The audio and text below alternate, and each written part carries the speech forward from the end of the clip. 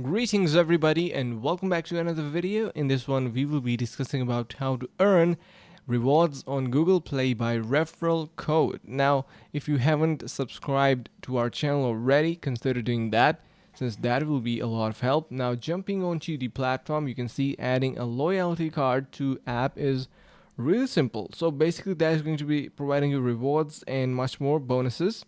So what you can do is simply head over to your Google Wallet app, add wallet and then loyalty. Once you do that, find and tap merchant loyalty program name. So the program is going to be offering a lot of discounts and stuff like that.